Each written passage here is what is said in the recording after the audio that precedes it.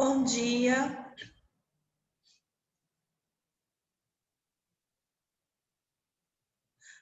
Seu microfone está desligado, Deilde. Bom dia, professora Tatiana, tudo bem? Oi, tudo bem, e você? Tudo bem, graças a Deus. Hoje estamos de flores azuis.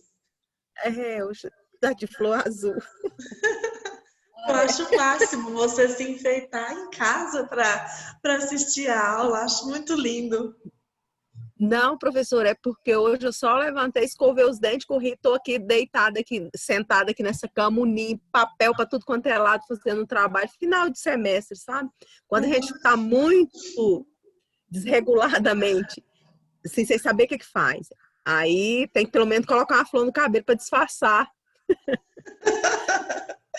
Eu acho lindo. Nossa, eu vi as fotos da programação que vocês fizeram da Semana de Consciência Negra.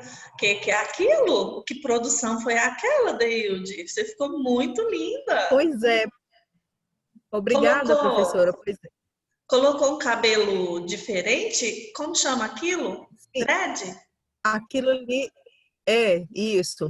E assim, eu ganhei aquele cabelo no dia do meu aniversário, justamente já para esse evento. E a menina veio e colocou com tanto amor e tudo, mas só que a pessoa aqui não adaptou muito ao cabelo, porque assim, achei muita coisa para mim, sabe? Muito. Aí, mas o cabelo tá aqui em qualquer outro momento que os desafios tiver menos, aí eu vou colocar. E você Não tem fez para uma poder mudar, até maquiagem mesmo que eu não também, não fez? fiz maquiagem. Nossa, ficou lindo. Pessoal, vocês viram as fotos? Você viu, Ana? Aí, ficou linda, não ficou? Nossa, ficou maravilhoso. Aham. Mandei um vídeo. O Roberto mandou um vídeo no grupo da sala do Ah, evento, né? E aí compartilhei o vídeo assim. E aí eu mandei num grupo com as amigas minhas, as minhas amigas ficaram: "Nossa, mas essa mulher no início do vídeo era a Deilde". tá vendo aí? O tá fazendo sucesso por aí. Pois é, professora. Deixa eu Ô, só não, Luísa, arrumar eu tô aqui. ficando com vontade de comer esse trem que você tá comendo aí, que eu não comi. Olha, eu judiando da gente, eu comi uma rosquinha Mabel agorinha, eu não tive tempo de ir na padaria comprar pão. Também não tive tempo não de comer nada. Aí eu fui olhar umas coisas ali, não tinha nada pra comer, tô precisando fazer compras de mês. Só tem um pacote aqui, literalmente, de bolacha Mabel, ó. Que coincidência. Aí, tá vendo? É o que sobra mesmo. É o que resta. Quando só tem bolacha Mabel. Aqui nem Mabel não é, rancheiro. Não, fala em comida, não, gente. Eu não comi nada. Teve uma apresentação cedo do professor Wilson e eu tenho que estar atento, né? Aí não comi nada ainda, mas a hora que acabar essa aula aqui, já vou almoçar e ir para o trabalho. Você já tá trabalhando normalmente, saindo de casa? E, professora, lá no CREAS, né? Para em todo lugar, mas lá a gente não tem férias, assim, Mas não lá teve. é de janeiro a janeiro, né? Não, não fecha. Então, assim, desde quando que eu Não, comecei meu estágio, 28 de fevereiro, estou lá até hoje. eu tô perguntando, não é por causa de férias, não. Tô preocupada com a questão da pandemia. Se não, vocês Sim, não pararam. não, nós não, só tirar as pessoas de situações de risco e Ah, mudamos a forma de trabalhar, né? Não estamos ah, atendendo em grupo, atendimento em grupo, mas aqueles casos que não pode, o CRES não pode parar, não tem como parar, porque a violência, né? Os direitos violados todo segundo. Então, esses casos mais críticos de Anápolis e região, selecionado pelo Ministério Público, então a gente está atendendo tudo, entendi, não tem entendi, como parar. entendi. Tá certo. Bom dia pro restante do pessoal que foi aparecendo. Rayane, o que foi que tá escuro aí? Aí, desligou de vez. Tava só uma sombrinha. Pensei que tinha algum problema. Pode ficar do jeito que você quiser, Rayane. É só porque eu sou enxerida mesmo e fico fazendo especulação. Hoje nós vamos falar, aliás, deixa eu explicar, né? Não é hoje não. esse ciclo 3, nós vamos tentar trazer a psicologia social de maneira aplicada. Então, nós vamos utilizar todos os conceitos. Oi, Anderson. Nós vamos utilizar todos os conceitos que a gente já viu até agora, todos os temas que nós já trabalhamos até agora, no ciclo 1 e 2, nós vamos trazer para a psicologia social aplicada. E aí, na aula de hoje, nós vamos fazer a aplicação da psicologia social na clínica. Então, o que tem a ver? Nós vamos tentar fazer esse link, né? O que tem a ver a psicologia social e a clínica? Que é o capítulo 14 do livro do Myers, que é o livro que vocês têm em PDF, que eu sei que vocês têm em PDF, o grupo tem, né, para poder estudar. E é incrível, gente, porque a gente acabou de estudar o capítulo 2 ao 4, no ciclo 2, falando de autoconceito, autoestima, autoeficácia, falando sobre a construção do self. E esses capítulos serão muito citados aqui no final do livro, no capítulo 14. Então, é bom porque ainda, de certa forma, ainda está bem fresquinha as informações que a gente acabou de verificar, né, nesses capítulos anteriores. Vocês acabaram de fazer a prova sobre esses temas. E aí, agora a gente vai trazer para fazer a aplicação. Então, hoje eu não vou compartilhar a tela, tá? Hoje a gente vai conversar sobre o capítulo 14, sobre os temas que tem. O capítulo 14, na verdade, ele é grande. Ele quer ver? Ele começa na página 404 e, se não me engano, vai até 427. Isso mesmo, de acordo com o que eu coloquei lá no AVA. Acho que essas páginas para o PDF, elas são diferentes. Mas é só encontrar o capítulo 14, que é esse mesmo, tá bom? O que é esse capítulo 14? Nós não vamos falar, o que eu ia dizer que as páginas são muitas, é que eu não vou falar tintim por tintim tudo que está aqui no capítulo. Não tem como. Vocês têm que ler o capítulo para poder entender. E nós vamos falar de alguns temas. Vou tentar ressaltar os mais importantes, os mais curiosos, para a gente conversar, para a gente bater nosso papo aqui nessa aula de hoje, tá bom? Então, vamos lá. O início do capítulo vai fazer uma explicação do que é que a psicologia social tem a ver com a clínica. E aí ela explica, falando exatamente do que a gente viu lá atrás, nos capítulos anteriores, sobre julgamento. O que afeta o nosso julgamento? A nossa subjetividade, a nossa construção cultural. Então, muitas dos conceitos que nós vimos lá atrás vão ser citados aqui. Aí vai falar do excesso de confiança, da pessoa achar que ela é mais do que realmente ela é. Nós conversamos sobre isso. E aí, quais são as implicações disso para os problemas clínicos, para os problemas de comportamento? Então, vamos começar falando sobre a depressão. Na página 409, fala sobre a depressão. E aí, dentro da depressão, nós vamos inserir esses temas da psicologia social, que já foram realizados estudos, e mostra exatamente como que a psicologia social pode auxiliar a gente a entender. Pessoas que têm depressão, geralmente, elas têm um pensamento mais negativo, todo mundo sabe disso. Elas veem como se elas estivessem vendo a vida através de uma lente cinza, né? Aqui no livro fala que elas estão vendo a vida através de um óculos escuro, mas eu prefiro mudar esse exemplo e colocar um óculos assim de lente cinza, porque sabe, quando o dia está nublado, quando parece que a vida não está legal, então eu prefiro colocar assim, que o deprimido, ele usa um óculos de lente cinza. Eu sei que tem gente que adora um dia nublado, adora aquela chuvinha, tá fresquinho, é melhor para dormir, é melhor para ficar em casa assistindo televisão. Mas olha só, já conversei com gente que mora na Europa, principalmente em Londres, e o número de pessoas com depressão lá é altíssimo.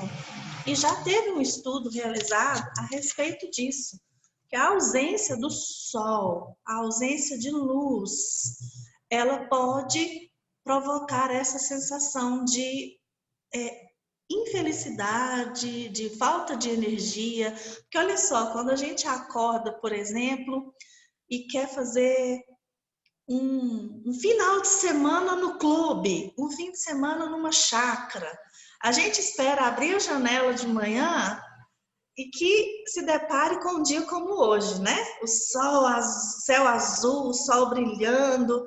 A gente quer, nossa, que dia lindo! Não existe essa expressão?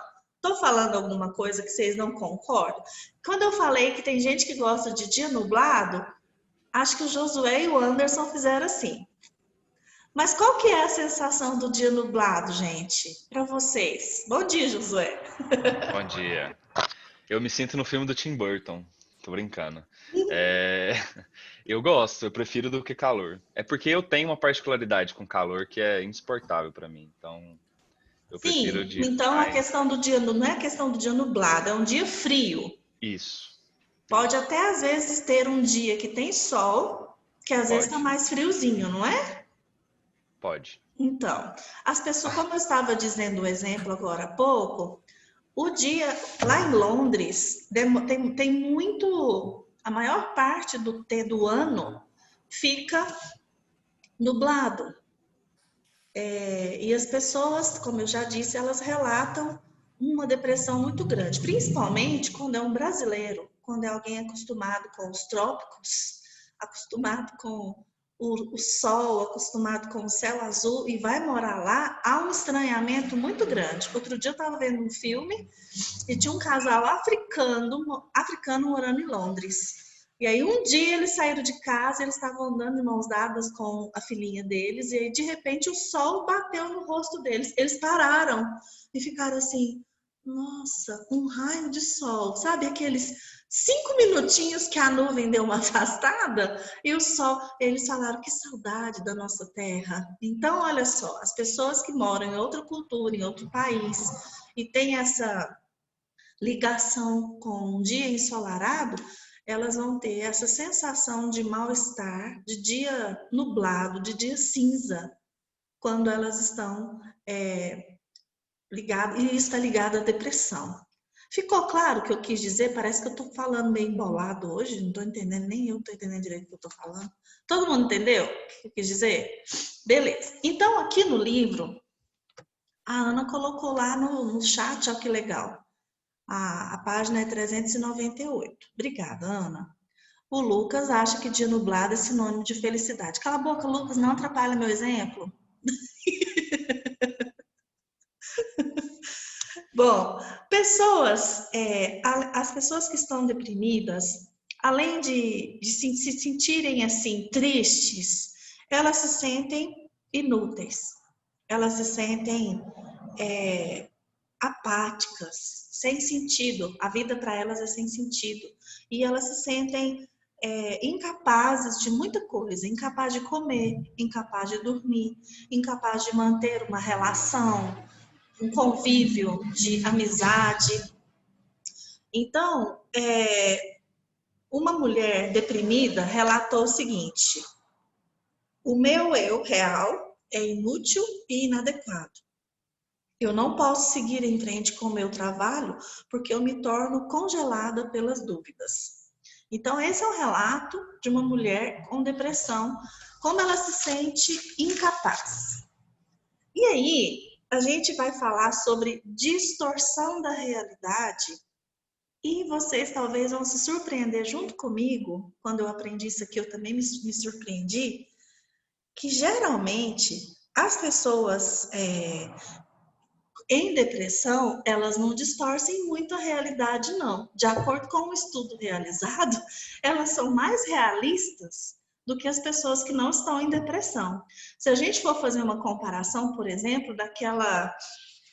Como é que é o termo que eu falei agorinha, que a gente viu lá no capítulo anterior? Excesso de confiança. A gente estudou que algumas pessoas se acham. Elas têm um excesso de confiança tão grande que diante de uma tarefa que for dada, talvez ela fale, tranquilo, dou conta demais. E talvez ela não tenha aquela habilidade. Já a pessoa em depressão, a pessoa que está com uma tendência mais deprimida, ela tem uma capacidade de fazer julgamentos e de fazer uma previsão da sua habilidade, da sua capacidade muito mais realista, muito mais correta do que as pessoas que não estão em depressão. Interessante isso, né?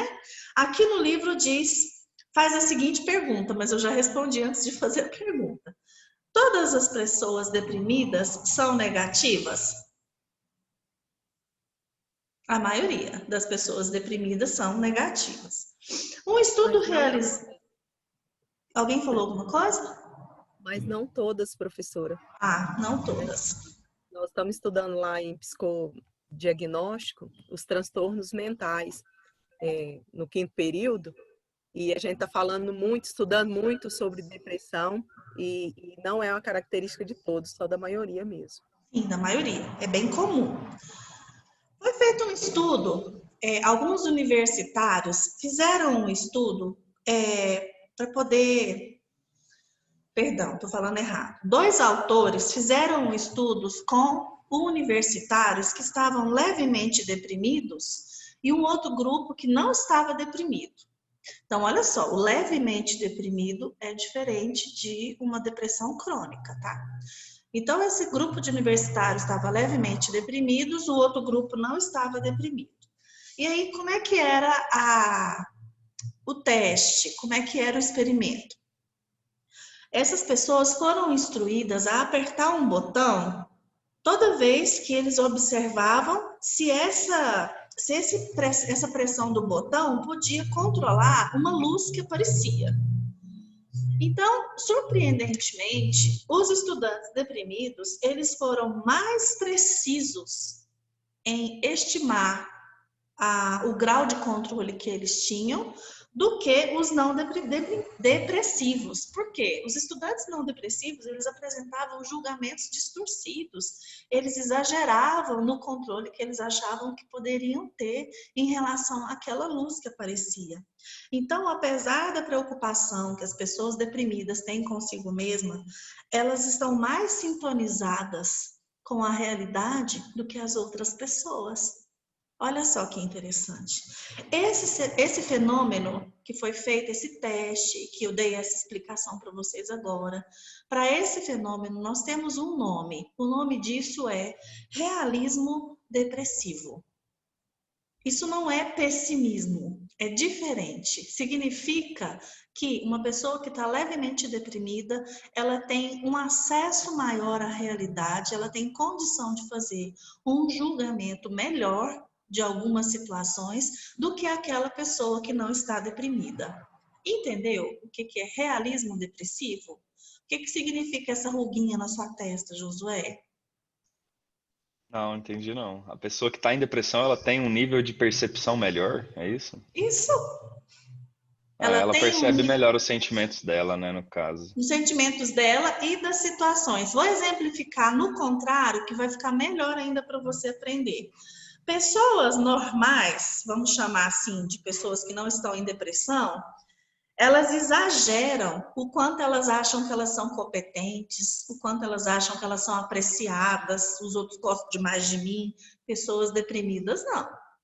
As pessoas normais, elas lembram do seu passado com uma lembrança muito cor-de-rosa. Ai, a minha infância foi linda, foi doce, foi legal demais. Pessoas deprimidas, elas já são mais imparciais quando elas se recordam a respeito dos seus sucessos, do seu fracasso. Pessoas normais, quando a gente pede para elas se descrever, ela se descreve só com seus pontos positivos. Ah, eu sou boa nisso, eu sou boa naquilo, eu sei isso, eu sei aquilo. Pessoas deprimidas, elas são capazes de descrever tanto as suas qualidades quanto os seus defeitos. Pessoas normais, elas acham que tudo que acontecer de bom, elas, na vida delas, elas foram melhores, elas se engajaram mais, elas são mais espertas, mais capazes, por isso que elas conseguiram. Já uma pessoa deprimida, ela aceita quando ela tem sucesso, mas ela também sabe que quando tem fracasso, o fracasso pode ter sido culpa dela. Então, esse texto que eu estou lendo é uma citação de um autor, do Taylor, ele está explicando exatamente isso. Realismo depressivo é um efeito talvez considerado triste, mas é um efeito sábio. A pessoa que tem um pouquinho de depressão, tem uma tendência depressiva, ela vai ter uma capacidade de julgamento melhor do que aquela pessoa que não tem essa tendência depressiva. Talvez uma pessoa muito otimista vai chamar isso de pessimismo, né? Mas não é nesse sentido, do otimismo e do pessimismo, é no sentido de observar a realidade. Vocês estão escutando o mico? Daqui a pouco ele entra na minha casa, ele está no muro fazendo barulho. E os cachorros estão de paz aqui, beleza. Então tá bom. Agora entendeu? Ficou a ruguinha na testa de Josué sumiu. Beleza. Agora todo mundo entendeu. Como eu estou vendo algumas pessoas, gente, eu tenho a capacidade de perceber se as pessoas estão entendendo ou não. Olha o tanto que é legal quando vocês ligam a câmera. Eu vejo gente concordando comigo, eu vejo gente com cara de que não está entendendo, aí eu pergunto, não está entendendo? Não, peraí que eu vou explicar de outro jeito. Agora, vocês que não aparecem a câmera, como que eu vou saber se vocês estão entendendo, se vocês dormiram, se vocês saíram para lanchar, se vocês... Não dá para saber. Não é possível que vai acabar o semestre e vocês vão ficar com essas câmeras desligadas. Pronto, você porque às vezes a gente não tá meio produzido, professora. Tá eu tô zero produzida. Não, mas eu tô menos 10. Eu não dormi hoje. Oh, meu Deus! Ai, gente. Eu fico indignada. Pelo amor de Deus, né? Eu não tô produzida? Que é isso? Todo dia a senhora aparece aí bonitinha, assim, ó, de brinquinho. Não, mas eu durmo assim. Eu não tiro o brinco. Eu durmo com ele. É sério, Tati? É sério. Depois que eu comprei. Não tem perigo de engarranchar, não? Meu cordão tá cheio de cabelo. Eu não tiro pra nada. Não tiro nada, não, gente. Eu dormi de cílios naquela semana da consciência negra. A Bianca riu de mim, falou, como você conseguiu essa façanha tão passada? E assim, quando eu me entrego, eu entrego. Quero saber de que eu tô, não. Dormi de cílios. Exatamente, a Tati é tipo Lucas. aquelas mulheres de novela das 9, que fica arrumada em casa, sabe? É o cúmulo da chiqueza. Oh, meu Deus do céu. E hoje eu não tô de cílio, Deilde, que meu cílio caiu tudo, mas eu vou fazer hoje. Pode deixar, que amanhã eu vou estar de cílio bonitinha. Não tem perigo de prender, não, professora? O O quê? brinco na orelha, enrolar e sair perdendo um pedaço da orelha? Eu acho que se eu usasse brinco, eu já tinha perdido um pedaço da orelha se eu dormisse com. Depende. Olha só, o que eu ia contar é o seguinte. Tem brinco que tem rosquinha atrás.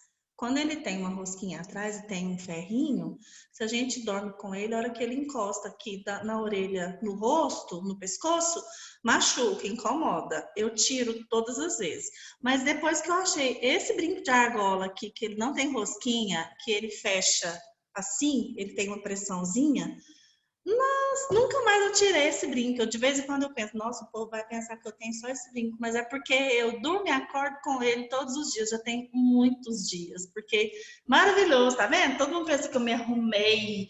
Não, do jeito que eu acordei, eu só troquei a camiseta. Não vou mostrar a parte de baixo. Fátima de Bernardes, na parte de baixo, tá de pijama. Essa camiseta A Ana também, ó.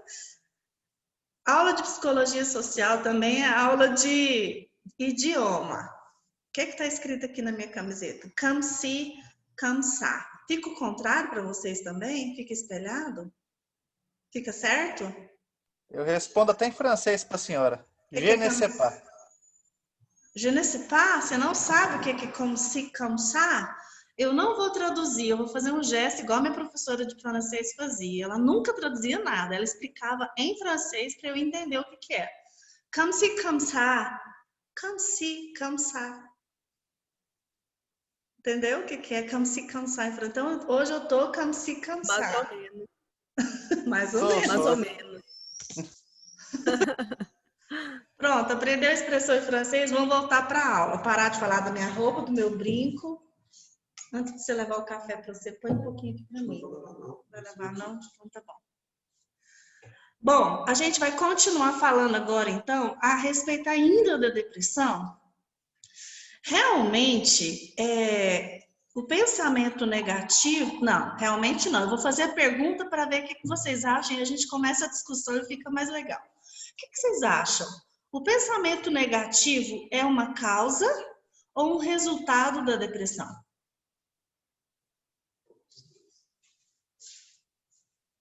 Cri, cri, cri.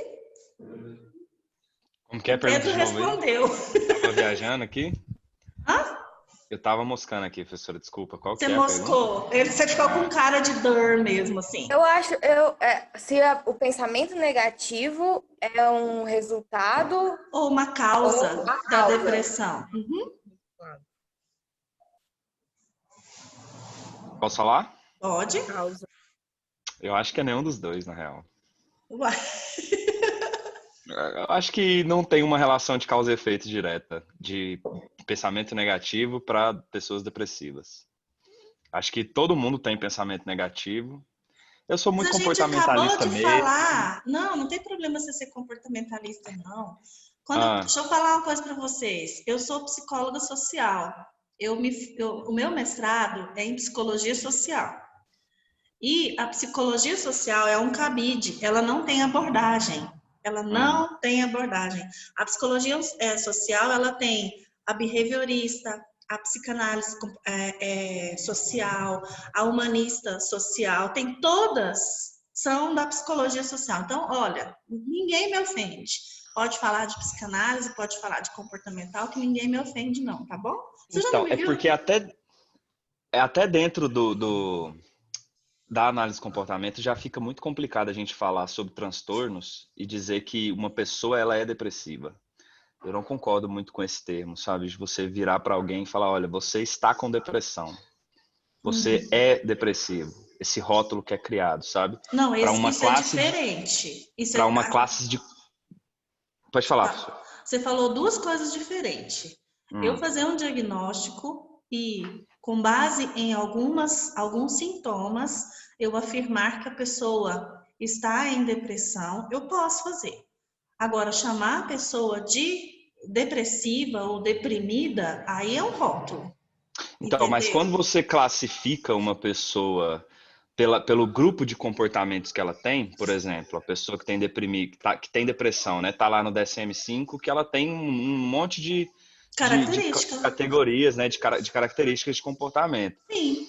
Só que todas as pessoas têm essas mesmas características. A única coisa que vai diferenciar é quantas vezes, né? Qual que é a frequência desses comportamentos e qual que é a magnitude desses comportamentos. Então, conforme a pessoa vai se sentindo deprimida todos os dias, de uma forma muito grande, aí a pessoa fala, a gente enquadra isso num quadro de depressão. Mas você tem outras pessoas no mundo que têm os mesmos comportamentos, só que numa frequência menor. Então, quando você diz que alguém está depressivo, que ela é depressiva, né, mesmo que seja a partir de um diagnóstico, eu não concordo, porque eu acho que a depressão em si, o que é o conceito da depressão, ele não existe, ele é criado.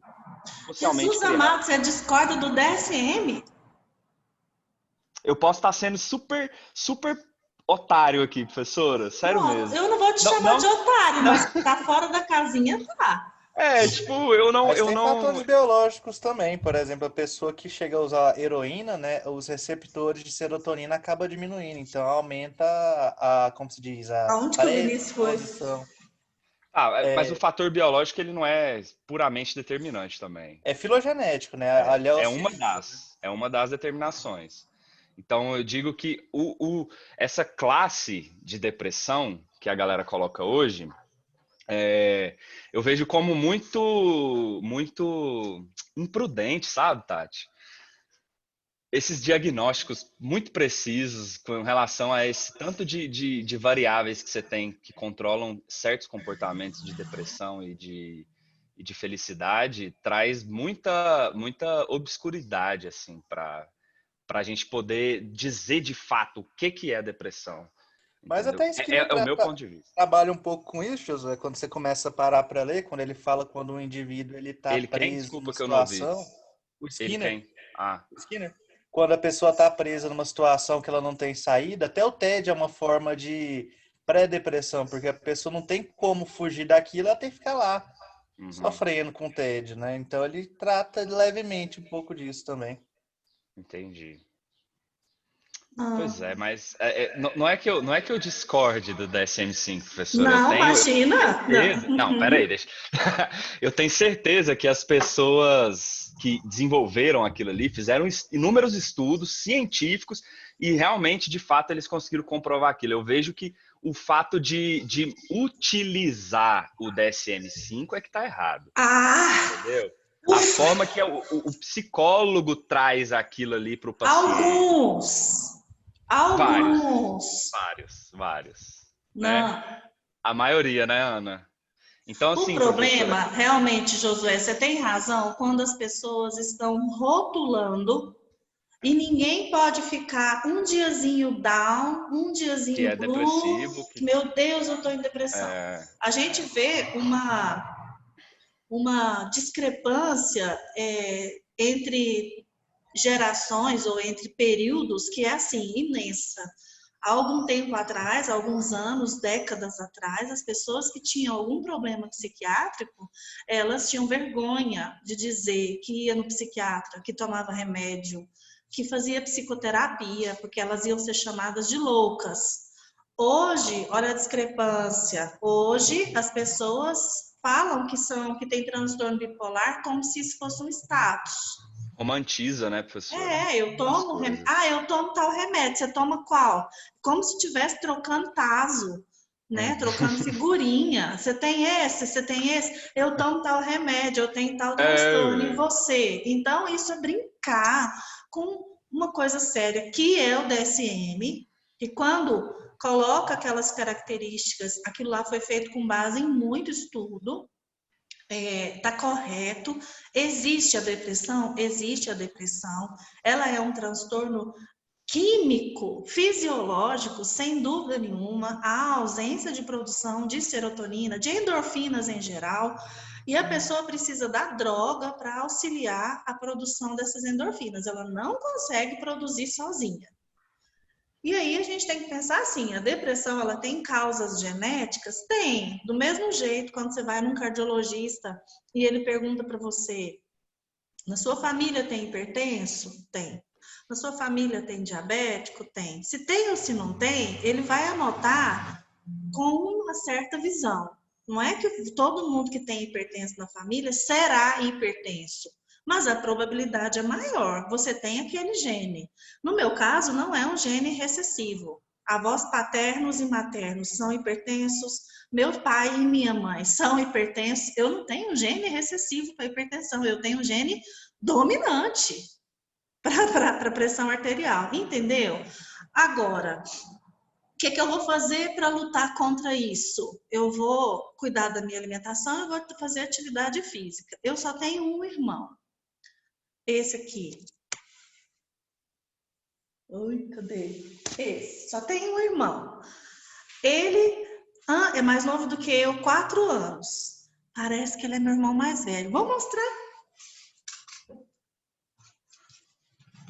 Todo mundo pensa que ele é mais velho que eu. Ai, tá com reflexo. O que acontece? Ele, antes dos 30, ele tem hipertensão. Desde antes dos 30. Com 40, ele já estava tomando remédio para pressão alta. Eu, ano retrasado, 2018, que eu comecei a tomar remédio para pressão. O que aconteceu? Eu regulei tanto a minha alimentação e com atividade física também. 2019, eu recebi alta do remédio para pressão. Já tem mais de ano que eu não tomo remédio para pressão. Então, o que eu estou querendo falar com esse exemplo? Quando uma pessoa vai ao psiquiatra, ele faz também exatamente essas perguntas. Ele fala: tem doença psiquiátrica na família? Alguém com esquizofrenia, com depressão, com transtorno de ansiedade, bipolaridade? Tem. Tem alguém que já tentou suicídio ou cometeu suicídio na família? Tem.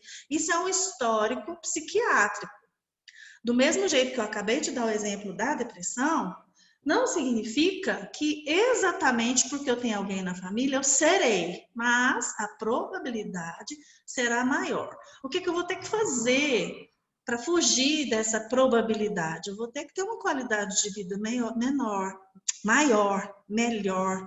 Eu vou ter que fugir de estressores, né? Que hoje em dia, no mundo de hoje, em pleno 2020, é impossível, só se a gente criasse uma bolha.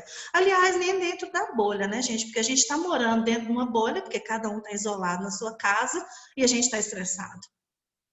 Então, não tem jeito de não ter estressores. Mas o que a gente tem que ter, então? Estressores existem, todo mundo enfrenta, mas tem um negocinho chamado resiliência. E cada um tem um nível de resiliência. Tá, você chegou num ponto. Só que resiliência não é suficiente para vencer a depressão, não. Ela é química. Onde que é o ponto, Josué? O lance que as pessoas... onde eu vejo, eu tenho essa opinião sobre esse laudo depressivo, porque eu tenho uma prima que ela foi diagnosticada, só que ela vai me contando as coisas. Não estou desmerecendo o psicólogo dela de jeito nenhum, só que não concordo com a forma, entendeu? O cara simplesmente pegou o DSM-5 assim, botou na mesa, ela foi falando, ele foi paginando. Depressão, toma isso aqui. Sabe? Não tem um aprofundamento de entender, não tem uma conscientização. Isso realmente não é um tratamento ideal para depressão. Não é a mesma receita. Não pode, o mesmo paciente, os pacientes todos não podem ter a mesma receita. Não tem uma conscientização, Tati, do sofrimento, sabe? Eu acho que a forma de você lidar sobre o sofrimento, ela é meio... As pessoas querem tirar. Sai, não quero mais. E não dá para viver uma vida sem sofrimento. Então, não, o sofrimento existe. Agora, como que a gente vai lidar com ele é que cada um tem um jeito. E aí eu não vejo... pelo menos não é... Eu não estou dentro de cada set terapêutico lá, de cada pessoa que tem depressão, mas o relato das pessoas que têm depressão, eu não vejo eles falando que o cara me ensinou a lidar com a depressão. O cara me enfiou um remédio e disse que eu tinha que ficar feliz. Pronto, mas espera lá, nós estamos falando... Você está falando do psiquiatra. Não do psicólogo. O psicólogo não pode receitar remédio, não. Mas ele não pode receitar, mas ele fala assim, procura um psiquiatra para você tomar um remédio, entendeu? Ele não diz. Mas você sabe, Tati, eu confio no seu trabalho, entendeu? Obrigada. Eu sou seu aluno, eu já conheci pessoas que foram seus pacientes. Então, assim, é uma coisa diferente. Agora, eu conheço outras pessoas que foram pacientes de psicólogos aqui em Anápolis, muito conhecidos, que foram tratados dessa forma, entendeu? Entendi. E são muitas pessoas, sabe? E isso meio que eu fico meio puto, assim, não sei se dá pra perceber, com relação a isso. Lógico que deu pra perceber, meio puto. Você tá lidando com as pessoas, sabe? Você tá sendo uma referência pra alguém ali, você vai tratar a pessoa dessa forma. Todo mundo já trata ela assim, sabe? Eu entendi o que você quis dizer. Quando a gente veste um jaleco, até quando vocês vão fazer estágio, que você veste um jaleco, a pessoa olha para você com cara de que você sabe tudo, você tem todo o conhecimento da questão. Então, tudo que a gente fala realmente é recebido com muito poder. Vai cortar. Chegou no 40 aqui, eu esqueci de avisar antes. Vamos sair e voltar, tá bom?